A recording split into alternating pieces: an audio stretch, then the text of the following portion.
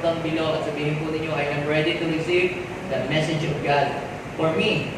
Okay, so ngayon po, month of February, we are talking about living a fruitful life.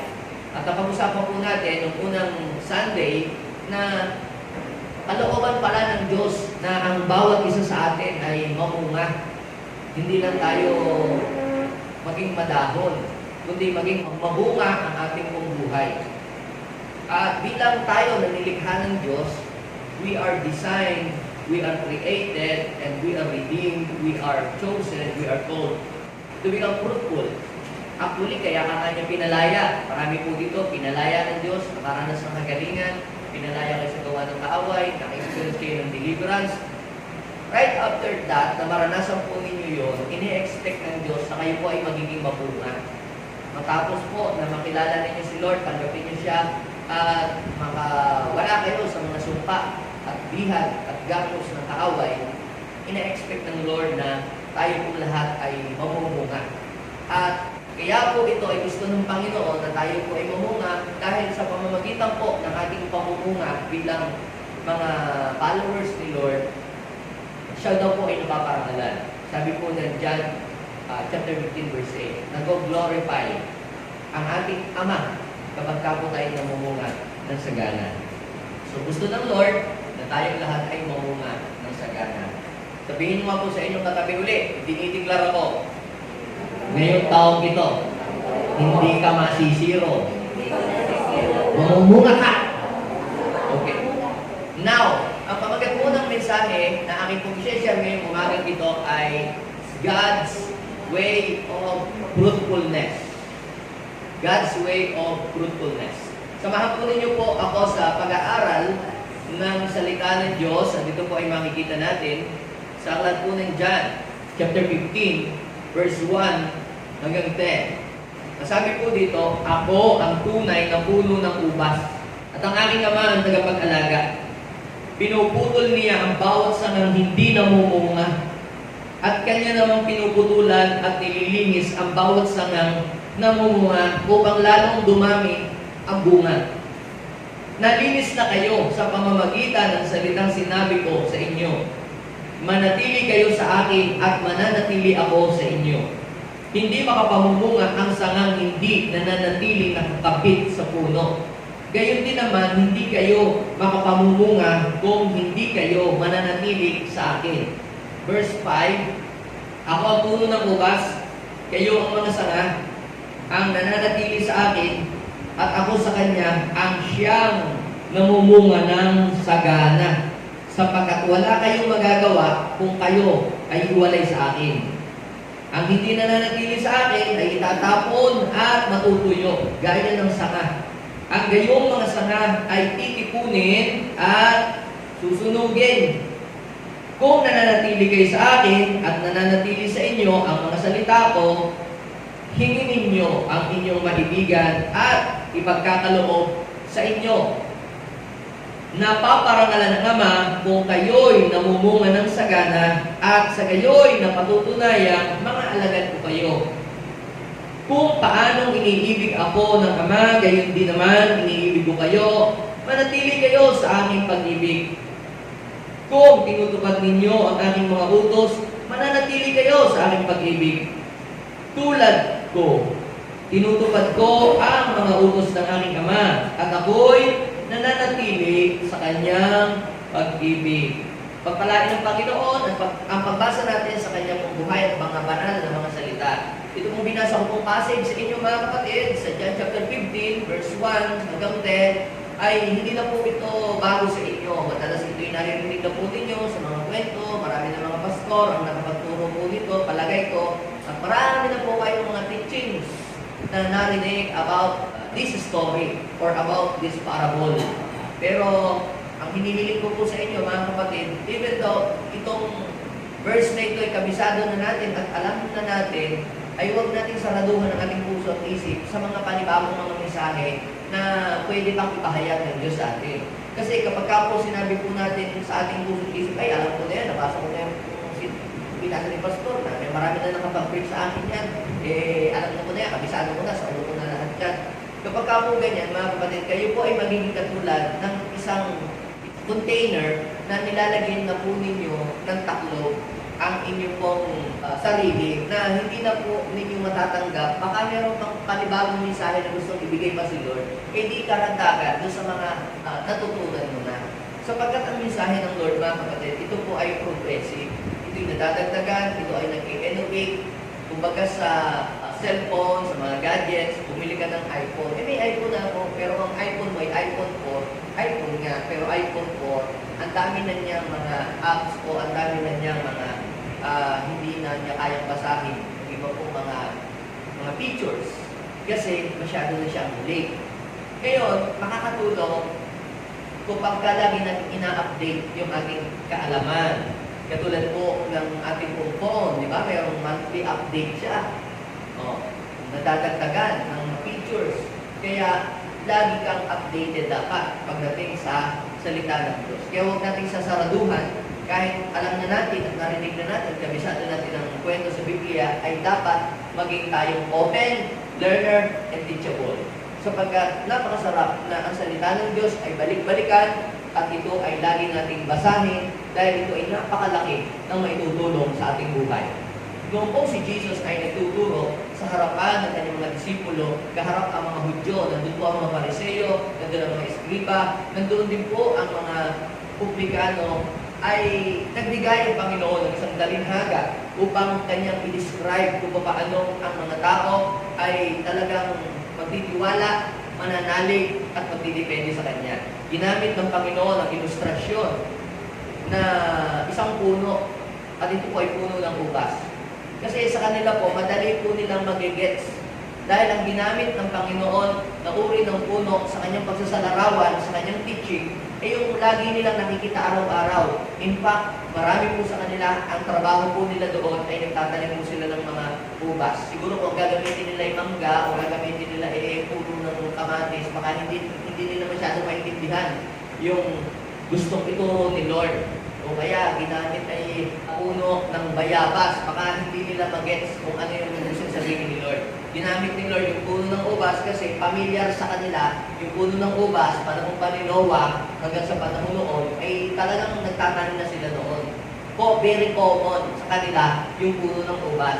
Sa atin, siguro, kung gagamitin yung ilustrasyon na patungkol sa puno ng ubas, baka hindi natin masyadong maintindihan kasi nga, hindi naman tayo nakakakita ng ubas dito ng puno. Nakikita na lang natin yung ubas na yung nasa palengke na lamang na bibilihin natin yung kilo-kilo.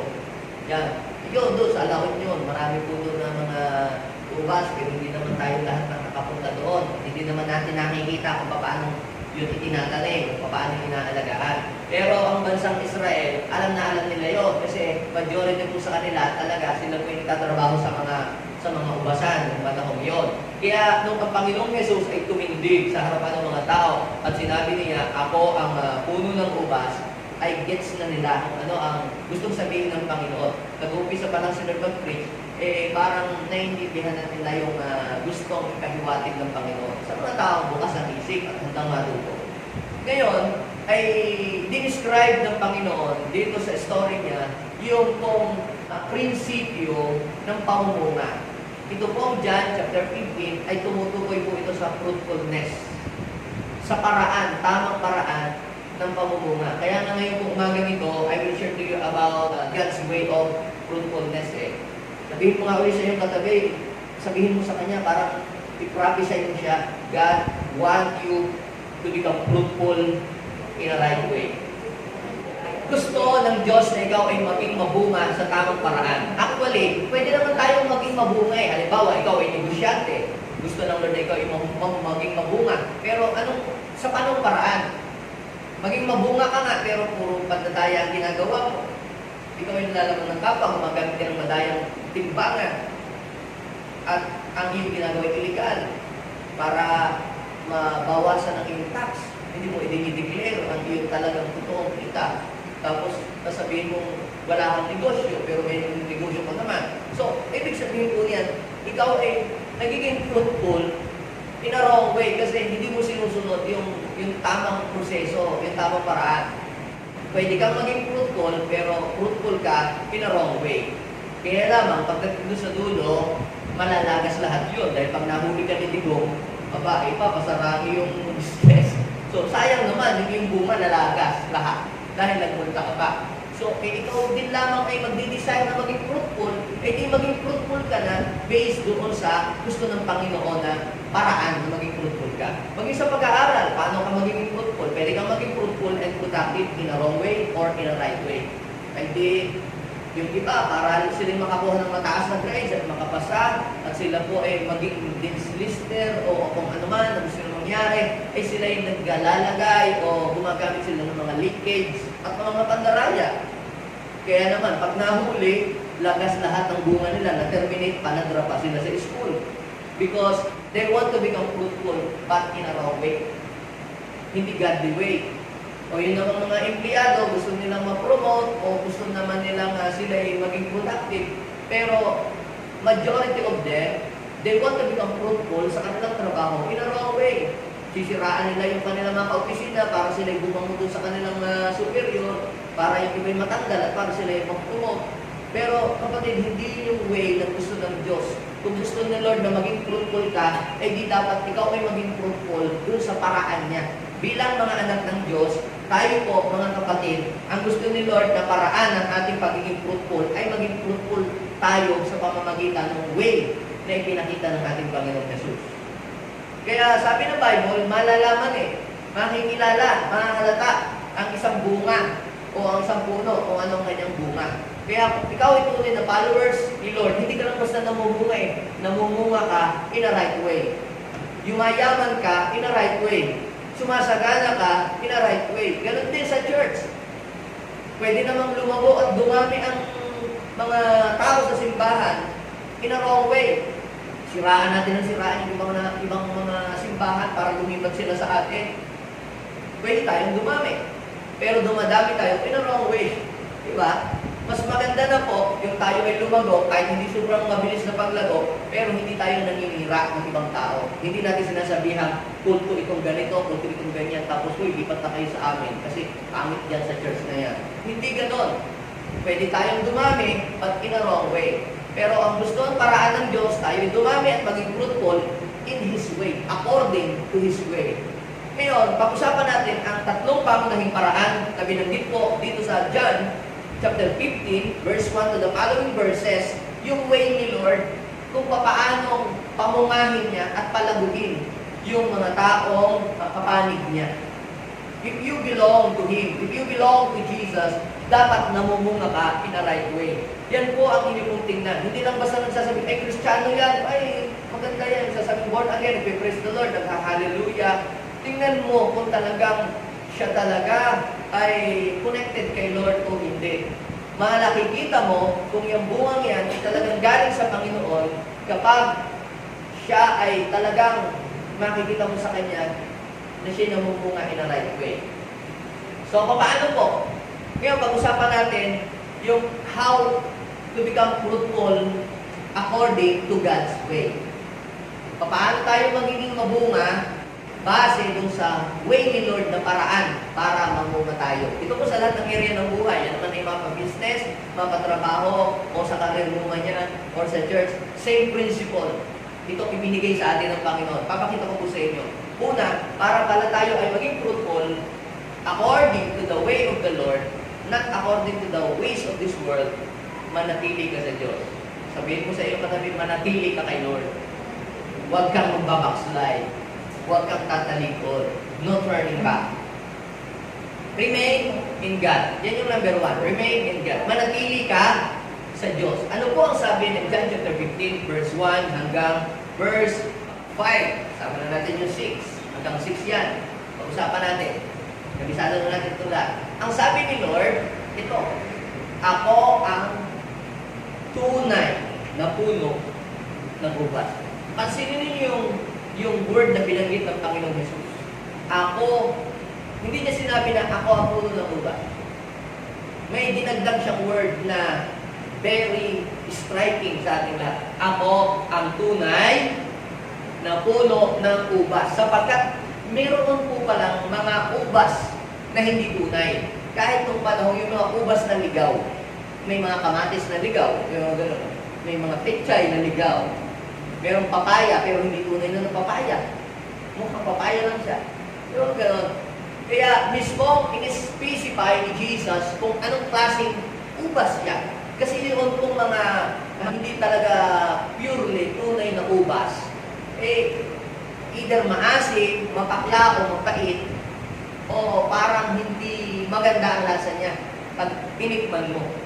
Pero pagka ito ay tunay talaga, made in Israel, di ba? Ganun, ubas, masarap ang lasa. Hindi mapakla, hindi maasim, hindi mapait.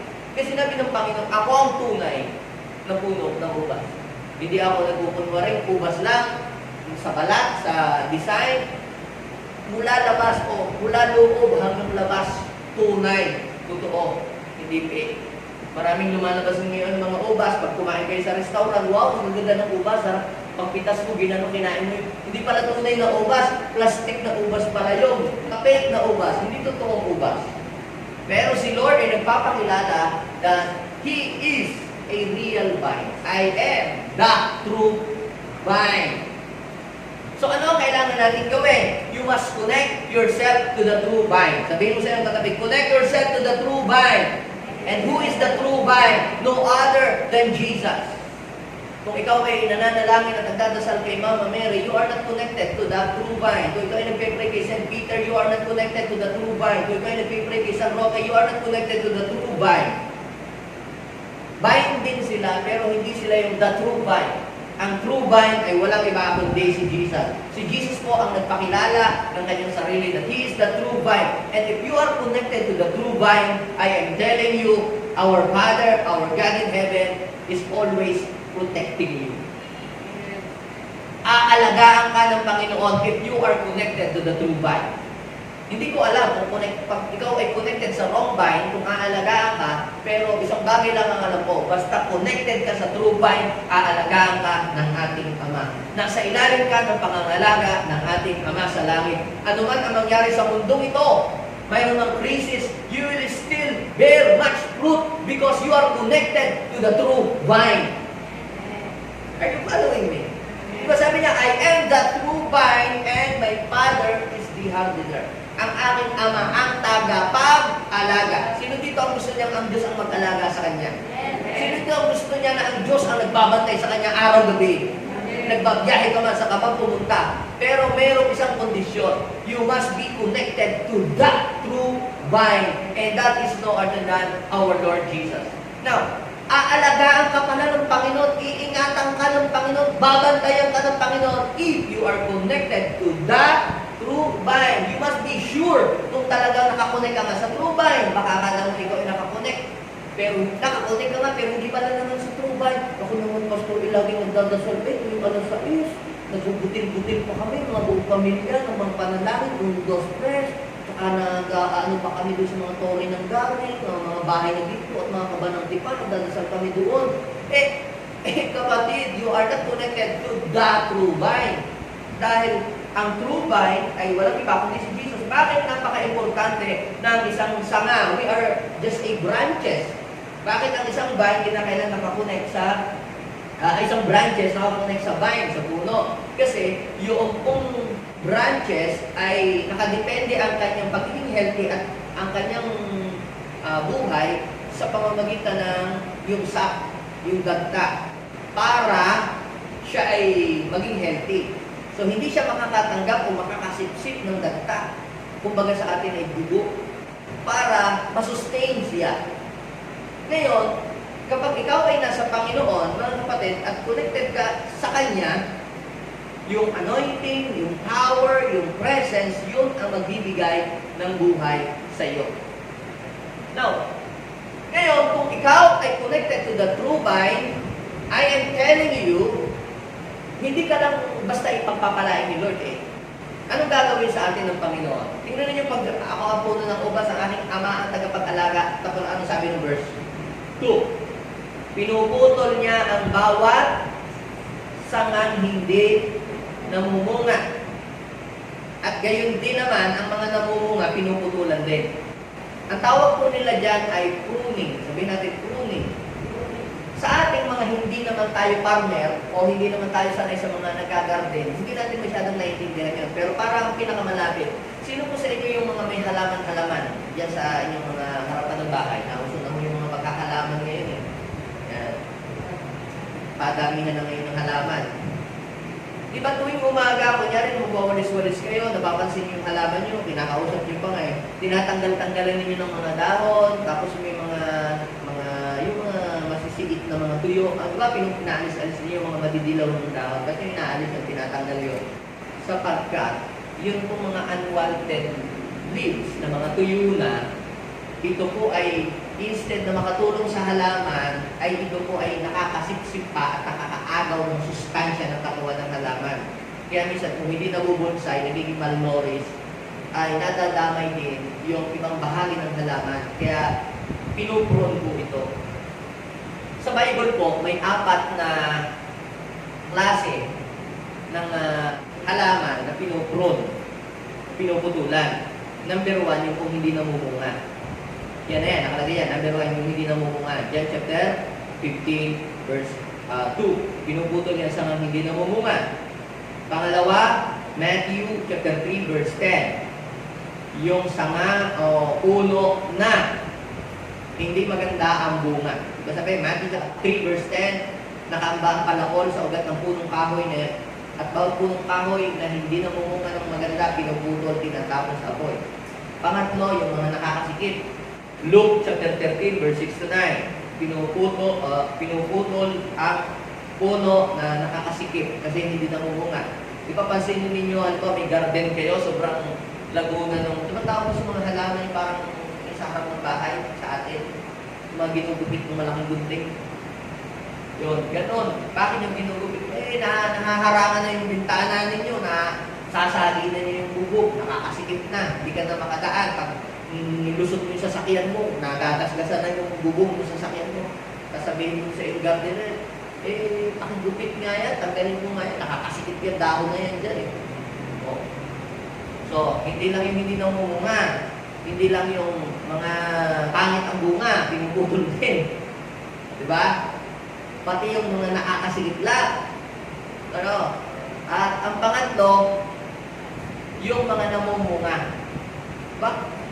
Kasama rin pala sa pruning, yung namumunga. Basahin niyo po yung John chapter 15 verse 2. Pinuputol daw po niya, ano ang purpose? Bakit niya pinuprune?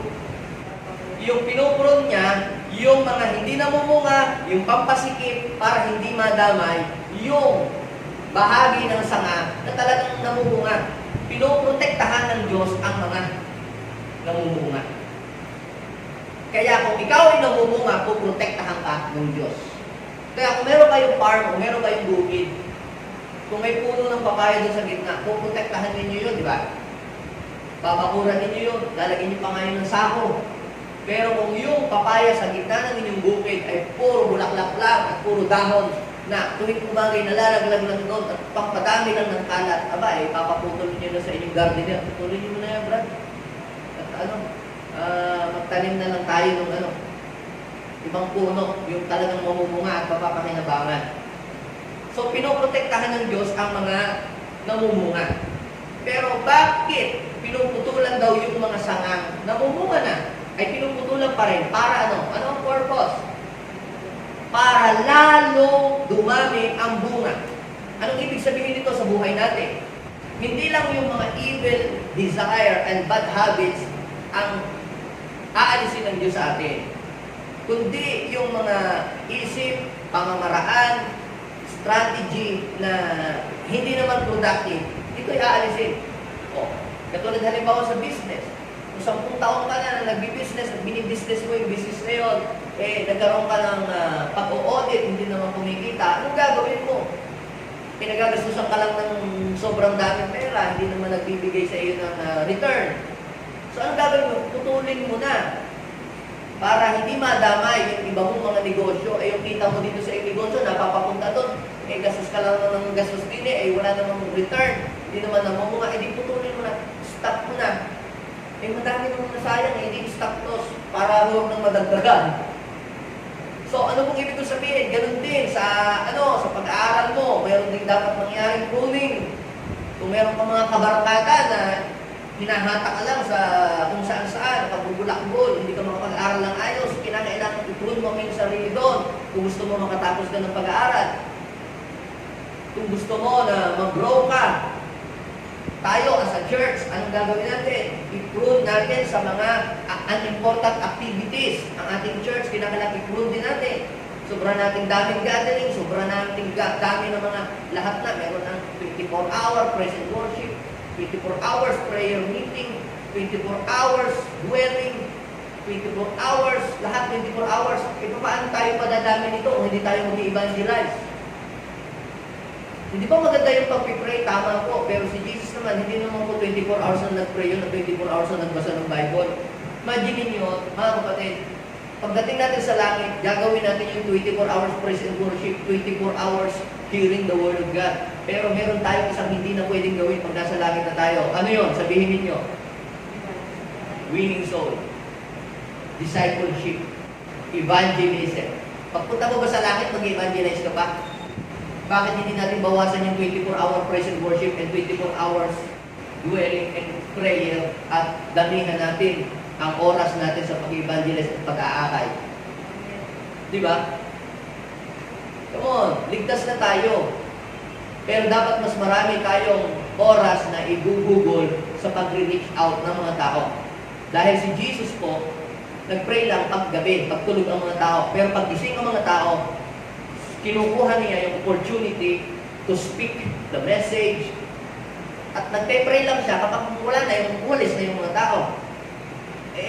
Kung nariyan na yung mga tao, pagkakataon mo na share, hindi kami may dwelling kami 24 hours. Nandiyan na yung mga tao. Pitasin mo na. Pitasin mo na yun dahil malalaglag ang bunga pag hindi mo pinitas. What is the point? Marami tayong dapat i-prove sa mga church natin, mga activities na unproductive, na napapagod lang ang mga tao at nagagastusan. Pero hindi naman siya talaga nagpo-produce ng maraming bunga. Kinakailangan natin alisin ito. Dapat ay willing tayo na i-trim. Kung gusto natin makapagpatayo ng bahay, ay bawasan ng luho. Putulin mo yun para lalo para ka makaimpong. Kung nakakaisang timbakang milk tea, tuwing isang linggo, bawasan, baka pwedeng isang tasa na lang na milk tea, buhay ka pa rin naman, di ba? Yung bang magkaroon ka ng pruning? Baka mas marami pang iyong gastos kaysa sa iyong income na napasok sa iyo. Kailangan magkaroon ka ng pruning this year kung gusto mo talaga maging fruitful. Gusto ko naman talaga maging fruitful. Gusto ko din naman makapagbigay talaga kayo ng pastor. Kaya lamang, mas marami pa ang iyong paggasta kaysa sa doon sa iyong kinikita. So ano dapat mong gawin? Kailangan may apply. Yung principle ni Jesus, kailangan may puputulin ka. May aalisin ka, may babawasin ka, may tatapiasin ka, na kahit wala naman yun, buhay ka pa rin naman. Diba? I-priority mo yung talagang kailangan at huwag hindi yung kailangan. Di ba si Jesus, ni-rebuke niya si Martha dahil abalang-abala siya sa maraming bagay, pero sabi ni Jesus, Martha, abalang-abala ka sa maraming bagay, pero isa lang naman talagang kailangan eh. Ibig sabihin niya, yung hindi naman talaga importante, huwag mong mas i-priority. I-priority mo yung ano talaga yung kailangan. At sasabihin ko po sa inyo mga kapatid, magiging mabunga tayong lahat. Hindi lang sa finances, maging sa paglilingkod natin sa Panginoon. Let's apply the principle of Jesus, the way of the Lord. Now, ano pa ang mensahe sa atin ng Panginoon na pinuputol niya? Okay, sabihin natin pinuputol niya sa hindi namumungay, yung mga talagang wicked, talagang aalisin ng Panginoon pag wicked.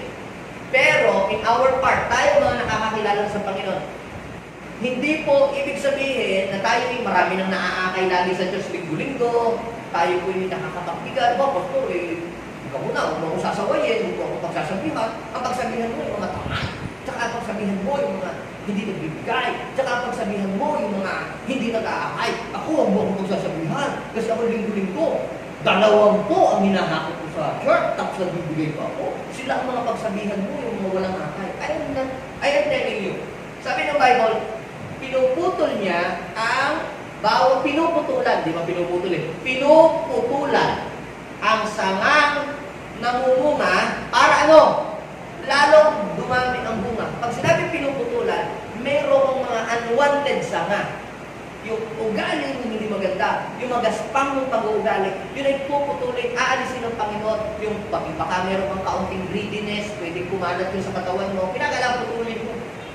Eh kung sa katawan nga kung diabetic ka infected na yung isang hinlalaki, puputulin na para ano? Hindi madama yung buong katawan. Ganyan din sa ating buhay. Baka may ugali na kailangan tapiasin sa atin. Sa totoo lang mga kapatid, kung tayo po ay nag-aakay at gumagawa ng kalooban ng Diyos, mas lalong tayo ay ipuprune ni Lord dahil may tendency na ma-develop sa atin ang pride later on. Baka tayo yumabang. Baka tayo, untouchable na tayo. Delikado po yan. Baka tayo mapagaya kay Nabucodonosor na tayo po ay ibagsak ng Lord kasi nagtiwala na siya sa sarili niyang galing at lakas. Kaya, kahit ikaw ay namumunga, you are not exempted, re-rebuke ka ni Lord, itutuwid ka pa rin ni Lord. Hindi ibig sabihin nag-aakay ka na, nagbibigay ka na, hindi ka itutuwid ni Lord. Mas lalo ka pa nga niyang tuturuan para yung bunga hindi mo wala. Para yung bunga mo maging healthy. Ano ang kasaysayan ng ating bunga kung yung bunga naman natin ay hindi kapakipakinabang?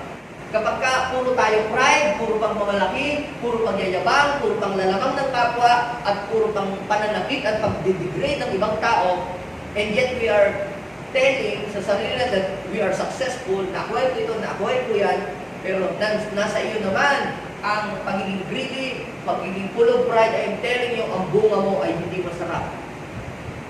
Pero sa mga connected kay Lord, pinuputol ni Lord yung part sa buhay natin, even though tayo namumunga. Pero puputulin ni Lord yung mga ugali natin hindi magaganda. Yung mapagmataas tayo, mapagmalaki tayo.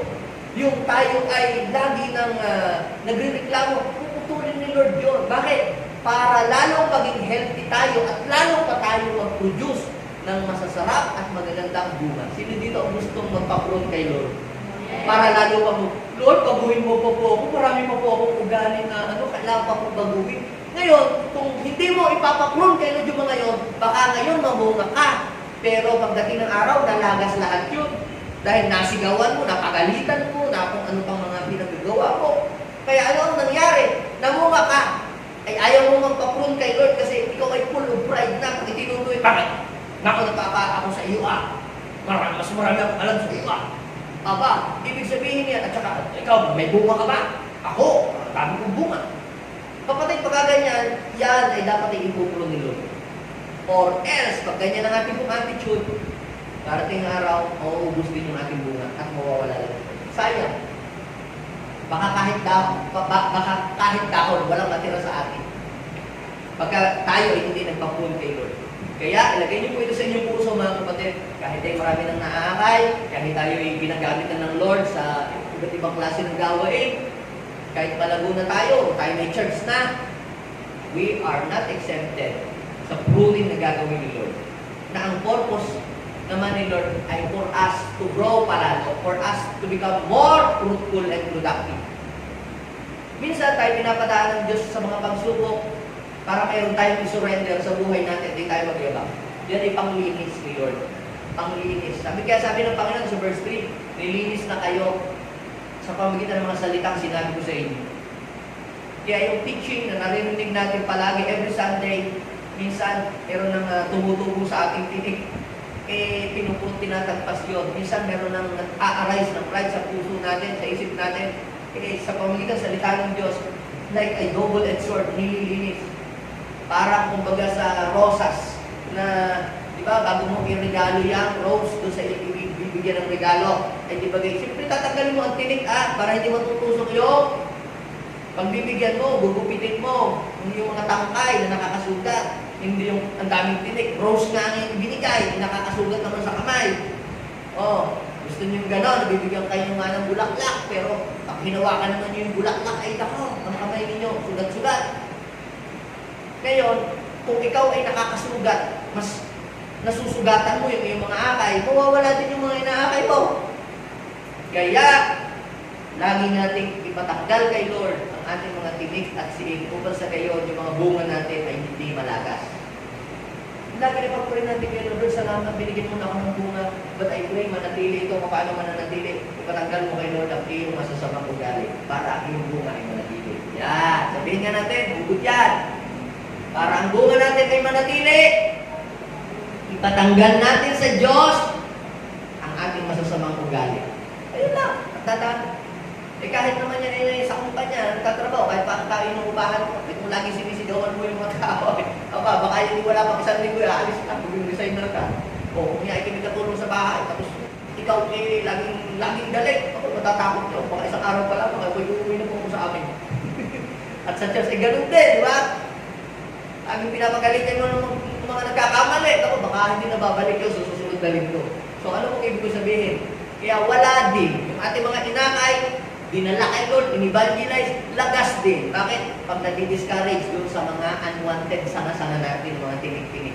Yun ang sinasabi ng Biblia, na pinuputulan niya ang mga sanga, kahit namumunga ka, pinuputulan ka pa rin. Para lalo, dumami ang bunga, ma-preserve ang bunga mo. Yun ang gusto ng Lord, yung fruit that will last.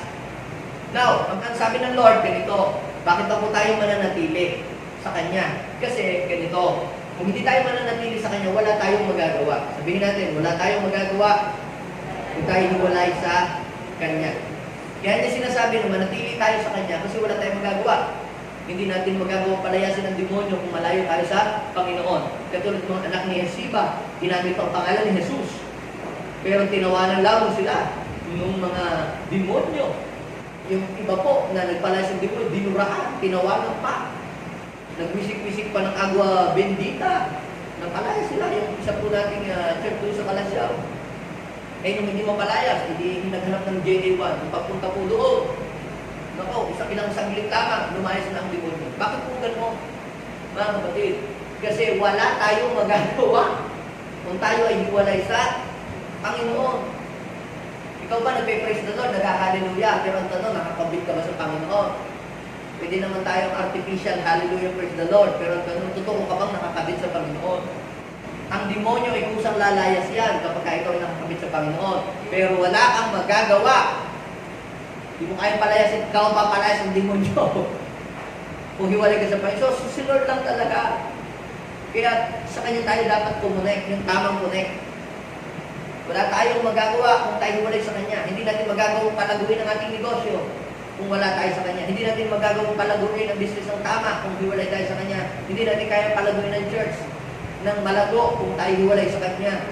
Hindi natin kaya hindi natin magagawang mag-akay ng mga tao kung tayo ay hiwalay sa Kanya. Yun sabi ng Panginoon, wala kayong magagawa kung tayo hiwalay sa akin. Hindi natin magagawa na baguhin ang ating ugali kung tayo ay hiwalay sa Kanya.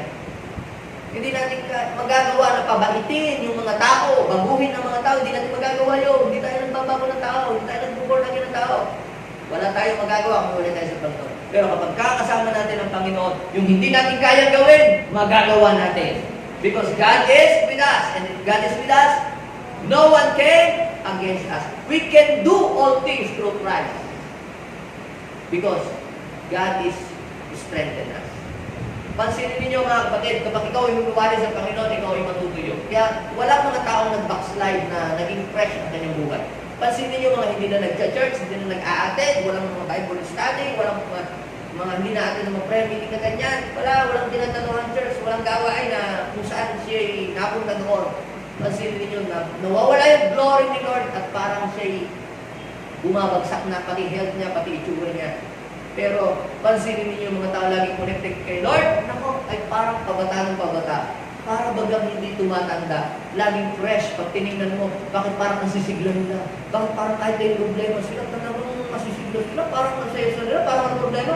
Bakit parang si Nanay Aida? Parang hindi yata tumatanda. Eh, malapit na siyang maging 100 years old. Bakit ganyan? Parang bata lagi siyang tingin. Ganun. Eh, bakit ito si brother? Eh, wala pa yatang 30. Parang mukhang senior citizen na. Bakit ganyan? Yan po mga tao na disconnected kay Lord at nagbabackslide at hindi na nag-church, wala na ang glory. At the glory of God has departed from them. Tignan ninyo, ang ating ng bishop, senior citizen na. Pag tinignan mo yun, parang bata pa. Dahil ang presence ni Lord talaga, nakakabata. Pagka ikaw yung nasa presence ni Lord, kita nyo si Moses, hindi nga daw lumabo ang mata, hindi nga daw humina ang kanyang pangangatawan, sina Caleb, di ba? Si Elijah, pansin nyo, tumakbo pa na napakabilis, 80 years old na, nagja-jogging pa. Siguro kung may bike na noon, baka nag-bike pa rin yun. Nakakatakbo pa, kinakarera pa ang kabayo. Kapatid, kapag nasa Panginoon ka, ipipreserve ng Panginoon, hindi lang espiritu mo, hindi lang kaluluwa mo, pati katawan mo, ipipreserve ni Lord. Pero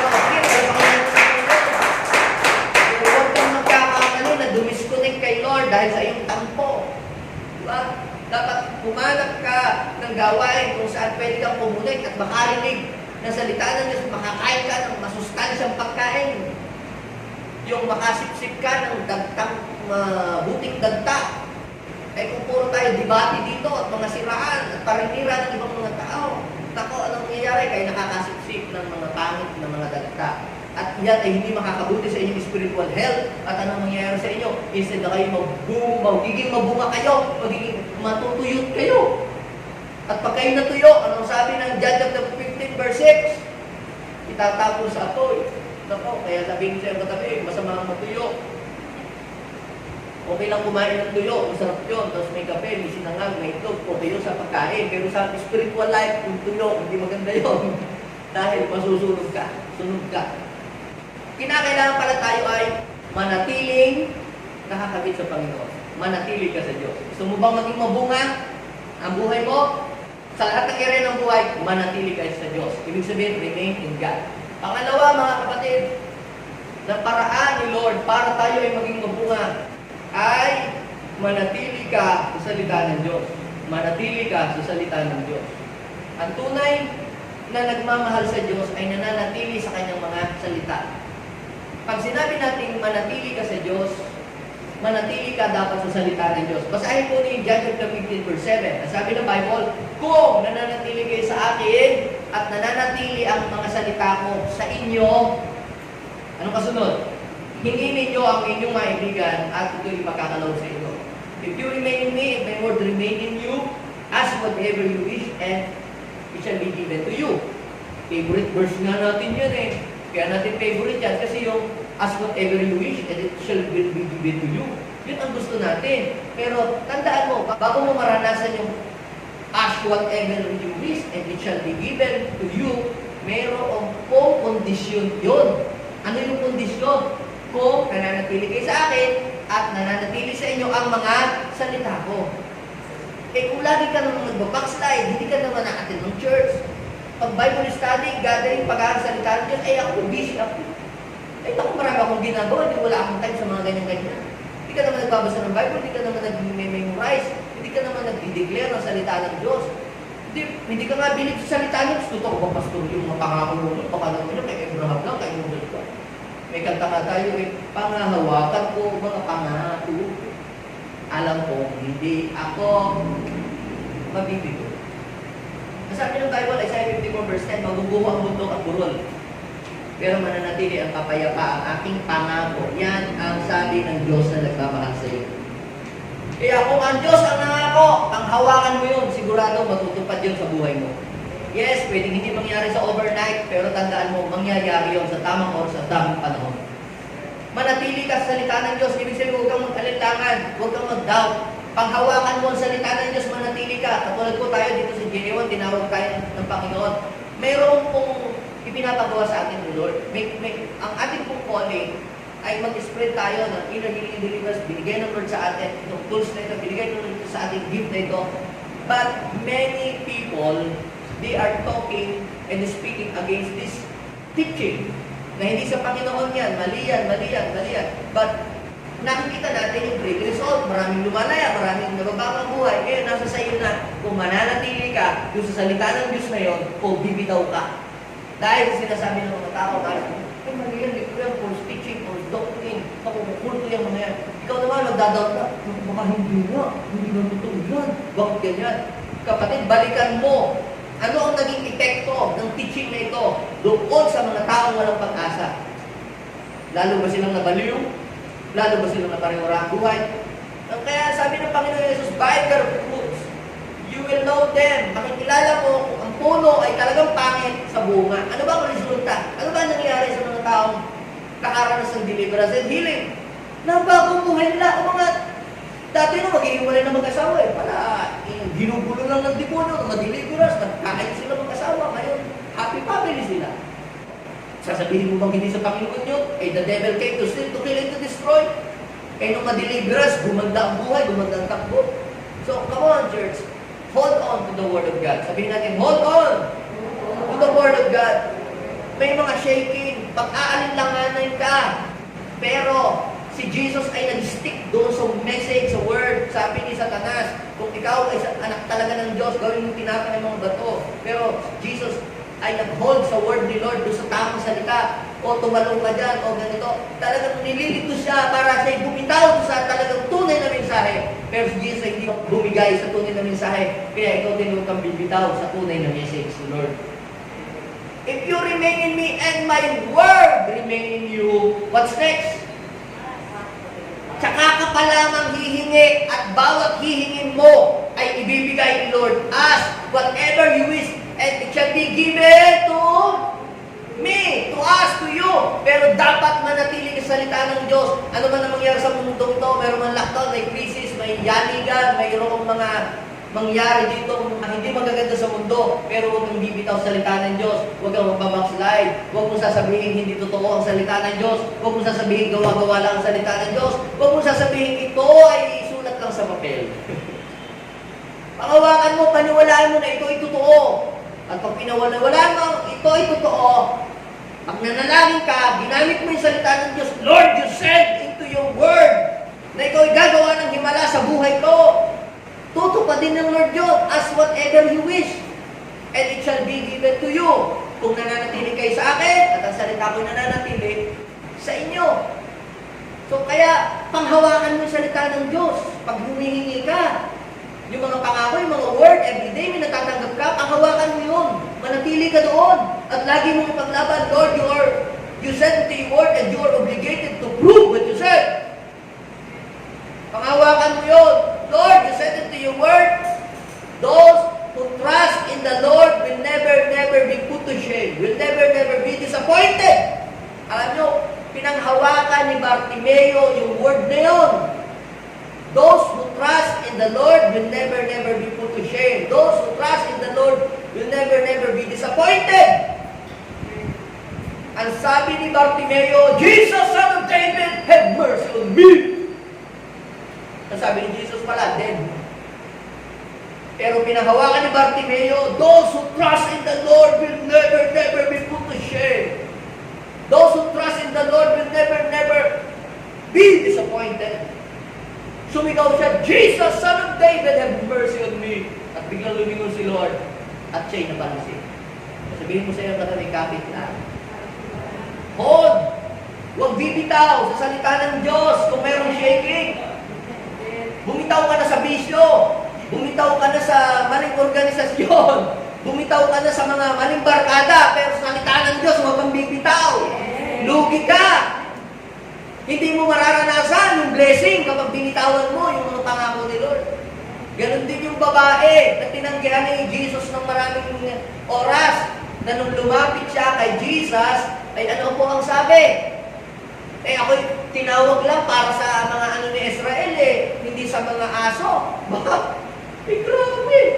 Pero yung babae, pinaghawakan niya yung those who trust in the Lord will never be put to shame. Lord, tandaan po ninyo, mga aso man, tuta man, may karapatan na mahulog ng mumo doon sa hapag ng mga anak. Ano po ang nangyari? Wow, hindi mo. Umuwi ka na, magaling na yun. Yung po yun, mga kapatid, ang sabi ng Bible, kung nananatili kayo sa akin, ibig sabihin, kahit may shaking, hindi ka nagbabackslide, hindi ka bumibitaw. Hindi ka nalalamig, at kung nalalamig ka, nagpapainit ka agad. Kung nananatili kayo sa akin, at nananatili sa inyong salita ko, then, hinginin nyo ang inyong maibigay, at saka ibibigay. Hindi ko alam kung pagka ikaw ay nag-backslide, bawat panalangin mo, ibibigay sa iyo ni Lord. Pwede ka rin naman i-bless, kasi pinapapatak ni Lord ang ulan sa mga banal mga kasalanan. Pero iba yung buhos ng pagpapala kung nananatili ka sa Panginoon. Pinagpapala ka na spiritually, emotionally, financially, sa lahat na ng area ng buhay. Bless ka. Hindi lang naman dapat material ang blessing na dapat hingin natin kay Lord. Hindi naman tayo lahat puro material sa lahat ng area ng buhay. Now, ang tatlo, ito na. Una, ano po yung unang paraan para tayo ay mamunga in the right way? Manatili ka sa Diyos. Pangalawa, manatili ka sa salita ng Diyos. And last thing that I will share to you, manatili ka sa pag-ibig ng Diyos. Manatili ka sa pag-ibig ng Diyos. Ano po ang sabi ng Bible? Basahin nga natin sabay-sabay. Verse 9, kung paano iniibig ako ng Ama, kaya hindi naman iniibig ko kayo. Ano sabi ni Jesus? Manatili kayo sa aking pag-ibig. Kita niyo sabi ng verse 9, kung paano iniibig ako ng Ama, kaya hindi naman iniibig ko kayo. Manatili kayo sa aking pag-ibig. Now, hindi natin mai-express ang pag-ibig sa iba kung tayo hindi natin naranasan ang pag-ibig. Pansinin ninyo, kung paano iniibig ako ng Ama. So si Jesus, ramdam niya sa buhay niya, sarili niya, ang pag-ibig ng Ama. At dahil ramdam niya, nararanasan niya sa buhay niya ang pag-ibig ng Ama, anong sabi niya? Gayon din naman, iniibig ko kayo. At ang sabi ng Panginoon, manatili kayo sa aking pag-ibig. Ang tawag dyan, love express. Hindi mo ma-express yung love ni God sa ibang tao kung ikaw mismo hindi nakaranas ng love ni God. Puro ang gagawin mo, debate. Yung mga tao na sisiran mo, gusto mo lagi debatehin. Gusto mo lagi sabihan, bawal ito, bawal yan, bawal yun. Parang nasasakal yung mga tao sa iyo. Kapatid, ang paraan ni Lord para ma-attract niya ang mga tao ay hindi i-pinpoint yung mga mali ng mga taong nagkakamali. Ang mga gumagawa ng mga Pariseyo. Ang paraan ng mga Pariseyo to convince people, oy, masama yan, oy, masama yan, oy, bawal nyo, karoon kayo ng hinga. Yun ang way nila. Pagka sa church, lahat na lang ang dinidiscuss natin, oy, bawal yan, oy, kita mo, hindi sa Diyos yan. May logong pangit, may sungay yung takong ng iyong sapatos. Kaya mo nang magmukhang demonyo, nasa ilalim naman ng paa, nayayapakan natin. Yung mga lahat na lang, bawal yan, bawal yun, bawal to. Di, sinakal yung tao. Si Jesus, ano po ang nangyari? Inibig niya yung mga tao. Yung love ang nag-draw ng maraming tao papalapit kay Jesus. Kaya yung love is like a magnetic force that can convince other people to come. Bakit ka dinidikitan, sinasamahan ng tao? Kasi ang sarap mong kasama. Nararamdaman ko parang tunay kitang kapatid. Nararamdaman ko parang tunay kitang kapamilya kahit hindi tayo magkadugo. Yun yung ibig sabihin noon eh. Kung paano ko iniibig ng Ama, gayon iniibig ko kayo, manatili kayo sa aking pag-ibig. Kung gusto natin tayo mag-grow as a church, yung ating mga gathering, mga small group, kapatid, kahit marami kang pamerienda, marami kang pakain mga masasarap, walang dadalo sa iyong small group kung laging batikos, didibatihin mo yung mga nagkakamali at papagalitan at sisigawan sila. Because people are longing for love. Nasisigawan na nga sa bahay, nasisermon na nga sa school, nasisermon na nga ng magulang. Tapos sa church bagay, sermon pa rin. Kapatid, it's about time to express our love sa mga tao. Kagaya ng naranasan natin kay Jesus. Maaaring hindi tayo sanay. Dahil yung mga pinanggalingan nating pamilya, lagi tayong nasisigawan, napapagalitan tayo, lagi tayong namumuran tayo, o kung ano-ano mga negative sinasabi nila. But we should practice the love of God. Yung pag-ibig ni Lord, kapag naranasan mo yun ay parang honey o matatamis na asukal na didikitan ka ng maraming mga langgam. Pero kapag ka wala kang pag-ibig, malalagas pati yung mga naaakay. Kasi pag na-pressure ka o pag nagka-problema ka, baka masigawan mo yung mga tao di ba? Mapagalitan mo sila. Ay pag napagalitan mo, laglag na yan, wala na. Tisod na yan. Pero kung tayo may pag-ibig, nasa atin ang pag-ibig ng Diyos, magagawa pa rin natin mahalin yung mga tao kahit pasaway sila. Kahit matigas ang ulo, kaya pa natin silang tanggapin. Of course, when we say love, love said, tinatanggap ang taong sinner, pero hindi tinotolerate ang kasalanan. Huwag ninyo pong ma-misinterpret. So, pag sinabi pong love, may tatlong klase kasi ng love yung agape love, yung phileo love, at saka po yung eros love. Yan ang sineselebrate ngayon ng love ng mga ng world, yung mga kilig na love. Pero tayo mga kalala kay Lord, ang sineselebrate natin yung love ni God sa atin. Kung paano kayo iniibig ng Ama, gaydi naman iniibig ko kayo, manatili kayo sa aking pag-ibig. Ano ba yung aking pag-ibig doon na tinutukoy Lord? That is not eros love, O di sabi, magligawan kayo, palitan kayo ng asawa. Hindi yun eh. Manatili kayo sa pag-ibig. Di ba, Pastor, sabi nga, manatili sa pag-ibig. Ano bang love yun? Yung agape love ni Lord. Yung unconditional love. Kahit ikaw, wala kang nagawang pabor sa akin, pero dahil minahal ako ng Lord, tanggap ka rin kita kahit ikaw nagkakamali. Kaya kita napapatawad mo yung tao na mahirap patawarin, kahit siya'y pasaway. Napapatawad mo siya. Magagawa mo lang magpatawad ng kaaway at ng kapwa kapag nasa iyong love ni Lord. Pero kung wala sa iyong love ni Lord, ang hirap i-release ang forgiveness. Naalala ko po, meron po akong inner healing kasi hindi lumabas yung demonyo sa kanyang katawan eh. Yung pala, ang stronghold ng kaaway ay naandoon sa galit niya na hindi siya nagpapatawad. Ngayon, ang ginawa ko po para siya ay, di ko sama ng ginawa niya sa akin. Alam mo, pag hindi po kayo nagpapatawad, ito, sino ang nagdadala ng bigat? Yung hindi niyo pinapapatawad o kayo na hindi nagpapatawad? Sino ang nagdadala ng bigat? Sino nagre-rejoice sila? Talagang laging nasa restaurant, laging nahigop ng isang balding milk tea. Tapos ikaw nga, utak ka nga, dahil kapit ng utak. Ikaw yung nagdadala ng bigat, ikaw yung nagpawawa, ikaw yung hindi makamukol. So anong gagawin mo? Patawad ka, hindi dahil mukhang deserve yata nila patawarin, kundi dahil for you, to set free, para makapungkol ka. Ngayon, ang hirap niya magpatawad. So, Lord, ano gagawin ko? Aba, pinakita ko sa kanya yung picture habang siya nakapikit. Lord, ipakita mo sa kanya yung picture mo na nangyayari, yung event, kung saan nakapako ka sa krus, dinuduraan ka, sinisigawan ka ng mga tao, minumura ka, at hinahagupit ka, pero still, you said, Father, forgive them for they don't know what they are doing. Tapos sabi niya, nakita niya, parang nanonood daw siya ng video, nakita niya yung ginagawa nito na kay Lord. Tapos, hinahataw si Lord, pero still, pinapatawad si Lord. Ang sama yung ginawa.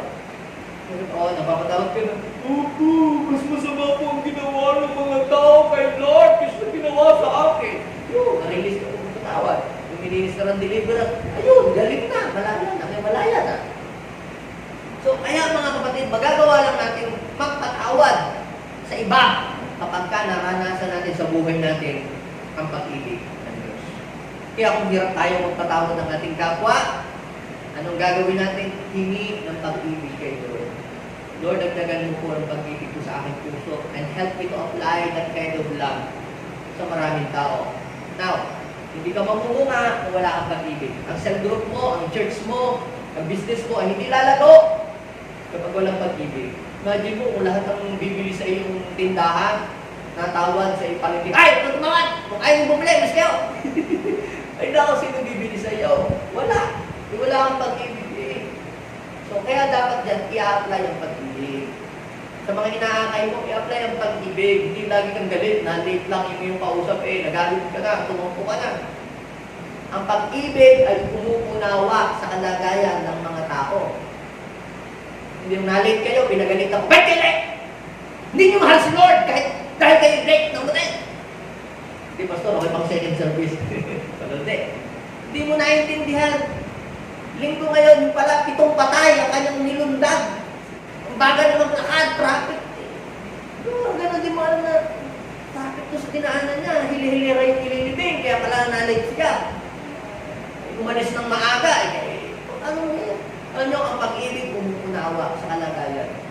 Hindi mo alam, yung pala, ginapos mo kanyang asawa, kaya para hindi makaalis sa bahay nila, para hindi makapag-flirt.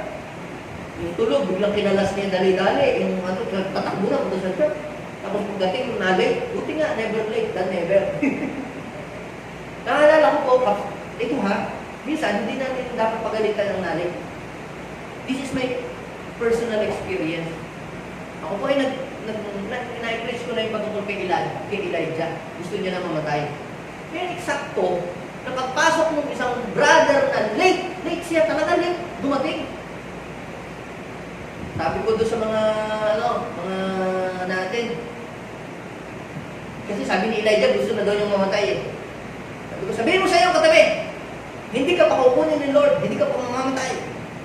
Sinabi ni Lord, eksakto pagpasok niya, sinabi ko nung sumalubong sa kanya, hindi ka pa mamamatay. Ayaw ng Diyos na kukunin ka pa niya. Biglang nagulat siya. Pero, binubuo niya sa isip niya na gusto niya na magpakamatay. O yun lang pala ang message ni Lord sa kanya. Huwag kang magpapakamatay. O kita ninyo? O, ibig sabihin yun lang ang gustong sabihin sa kanya ni Lord. Kaya siya pina-attend dito. So, gusto kong malaman nyo, mga kapatid, si Lord ay kumikilos sa hindi natin alam na paraan. So, kaya ano na kailangan natin gawin? Ibigin na lang natin ang mga tao. Hindi pa tayo problema. Hindi natin problema. Ang baguhin ang mga tao is not our problem. Our problem is to express love to them. So, ano ang nangyayari? Basahin po ninyo verse 10. Kung tinutupad ninyo ang mga utos ko, mananatili kayo sa aking pag-ibig. So, kung mahal pala natin ang Panginoon, dapat tuparin natin ang kanyang salita. At ang sabi niya, tinutupad ko ang mga utos ng aking Ama at ako'y nananatili sa kanyang pag-ibig. So tapos, dinescribe pa ni Lord na kapag pala ikaw ay may pag-ibig, mararanasan mo yung kagalakan. Ito ba, pag wala tayong pag-ibig, ano? Ito parang lagi ka lang ng galit.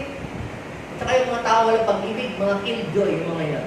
Pero pagka ikaw ay may pag-ibig ni Lord, mararamdaman mo yung kagalakan. Nagagalak si Lord. Masunod sa verse 11, sinabi ko sa inyo, ang mga bagay na ito upang makahati kayo sa kagalakan ko at malubos ang inyong kagalakan. Hindi ka lagi nang naiinis. Umaga pa lang, naiinis ka. So, ang mga tao may pag-ibig. Mapasin po ninyo, yung mga yan, puno-puno ng kagalakan. Tingnan ninyo, ito ang aking utos. Mag-ibigan kayo gaya ng pag-ibig ko sa inyo. O, dinescribe pa niya sa verse 13, wala daw pag-ibig na hihigit sa pag-ibig ng isang tao nag-alay ng kanyang buhay para sa kanyang kaibigan. Yan. So, ang tunay na pag-ibig, yung pag-ibig na i-demonstrate ng ating Panginoon na nagbigay siya ng buhay para sa atin. Hindi lang bulaklak na rosas, hindi lang toblerone, hindi lang tsokolate ang ibinibigay. Ngayon ito ang tsokolate, toblerone, kasi yan ang expression ng aking pagmamahal, matamis ang aking pagmamahal, kaya ako ay sweet. Diba? Yan ang rose na ibigay ko sa iyo kasi love kita. Hindi ko naman sinasabing bawal sa atin yun. Sinasabi ko lamang na yun ay nag-express ng pag-ibig, yung nagbigay na yun. Hanggang rose lang at toblerone at tsokolate ang kayang ibigay. Siguro kung may kasamang sing-sing yun, at may kasamang bulaklak na ang dahon ay 1,000, 500, saka 5,000 na buo. Ayun, yan, talagang sobra ang pag-ibig mo. Pero, yung pag-ibig na in-express, ba kung saan na ngayon yun, bibigyan ng bulaklak, hindi ng bulaklak, kailan ng bulaklak na hindi mag-ibo. Pero, iba kay Lord hindi bagay ang kanyang ibinigay sa atin. Ang binigay niya talaga, buhay niya, para ka matubos. Kaya mas mataas pa rin yung pag-ibig ni Lord. Ikaw, bulaklak na ang kaya ibigay sa iyong minamahal Pinakamataas na yung 5,000 bulaklak na binulaklak mo. Yun na yun. O pag-ibig mo sa anak mo, yung house and lot, pwede mong ipamana, yung pag yung nagiging kalungan na. Pero, si Lord, buhay niya, iniwanan niya, trono niya sa langit, pinuntahan ka dito, namatay siya para sa iyo. Grabe pag-ibig yun, highest form of love yun, agape love. So, ano po ang sabi dito? Hindi daw tayo tinuring na alipin, kundi kaibigan. Ito mo, kahit katulong mo sa bahay, hindi katulong ang trato mo kaibigan, friend, kapatid. Yun. Sa mga walang pag-ibig, katulong lang kita. Anak lang kita. Mga ganun ba? Empleyado lang kita yun. Pero, tinuturing ni Jesus na kaibigan niya, kahit disipulo niya, hindi ko kayo tinuring na alipin. Kaibigan, ang turing ko sa inyo. Dahil sinasabi ko sa inyo, ang lahat ng narinig ko sa akin, Ama. Dito nilihim ang salita niyo sa inyo. Yan. Ang mga slave noong araw, ay sila po, mga kapatid, ay mababa ang turing sa kanila ng mga tao. Pero si Jesus po, itinaas po nila ni Jesus yung kanila pong kalagayan sa pagkakataong yun. Sabi ng Panginoon, kayo ay ng kaibigan ko, kung ay tinutupad niyo aking utos. Sabi ng Lord, dito po, sa verse 16, hindi daw po tayo pumili sa Kanya, kundi siya pumili sa atin. Para ano? Tayo daw po ay mamungang manatili ang ating bunga. Pasin ninyo verse 17. Sinabi ng Lord, manatili kayo sa aking pag-ibig. So this principle is not from me. Ito po ay nire-recommend ni Jesus sa atin. If you want to become fruitful in God's will. Gusto niyo po bang mamunga sa paraan ni Lord? So manatili ka sa Kanya, sa Kanyang salita, at sa Kanyang pag-ibig. At sigurado, ikaw ay mamunga sa tamang paraan. Sa paraan ni Lord. Kahit kung lahat ay tumayo, hilingin natin na i-guide tayo ni Lord sa Kanyang paraan. Hindi dun sa paraan natin. Sabi ng Bible, my ways are not your ways, my thoughts are not your thoughts. Kapatid, habang tayo po ay nakatayo ngayon, siyasatin natin ating sarili. Let's check ourselves. Am I connected to the true vine? Kung nakikita mo na parang malapit ka ng mapigtas, malapit ka ng matanggal, kapatid, i-work out mo ang iyong sarili. Huwag mong hayaan malamig ka. Kung nakikita mo nalalamig ka o parang nangihina ka, mag-prayer and fasting ka, mag-dwell ka sa presence ni Lord, lumuhod ka, umiyak ka sa Kanya. Sabihin mo, Lord, I want to remain connected in your presence because apart from you, I can do nothing. Lord, hindi ko kaya mabuhay nang wala ka. I can live without you, Lord. I can live without your presence. Sige po mga kapatid, let's celebrate love today. Hindi yung love na sineselebrate ng mundo sa tradisyon na pag-celebrate ng love. Let's celebrate love based on God's way, God's idea of love. Hindi yung sa world na pag-celebrate ng love, kundi yung love na ipinamala sa atin ng ating Panginoong Jesus na nagmumula sa ating Ama. Lord, I pray right now, give us a deep revelation of love. Mababaw pa kami sa pag-ibig. Tulungan niyo po kaming lumalim, Panginoon, sa mensahe ng pag-ibig. At iparanas mo sa amin, Lord, ang iyong pag-ibig. Give us a revelation of love and help us to experience this kind of love and help us to express your love to other people. Lord, this year, we want to become more productive and fruitful. We want this year to become more productive and beneficial, na hindi masasayang ang taong ito na malalaga sa mga bunga namin. Hindi mawawala na maguluhan ng mga binigay namin sa iyo, mga ginawa namin sa iyo. Lord, we want more fruits that will last. In Jesus' name. Pwede bang ilagay natin ating kamay sa ating puso? Sabihin po natin, Panginoong Jesus, sa oras na ito, ang buhay lubos na lumalapit sa iyo at papakumbaba. Humihingi ng tawad sa lahat ng aking mga kasalanan na aking nagawa sa iyong banal na harapan. Panginoong Jesus, maghari ka sa puso. Punuin mo po ng pag-ibig ang aking puso. Mula sa oras na ito, inihiling ko, baguhin mo ko na yung pag-ibig. Nais ko po maging mabunga ngayong taong ito. In Jesus' name, Amen and Amen. God bless po sa inyong lahat mga kapatid. Dinideklara ko sa inyong lahat, pag-ibig ng Diyos ay inyong maranasan. At maging sa lahat ng nanunood, kayo ay sumagana sa kanyang pag-ibig at kayo ay mamunga. In Jesus' name.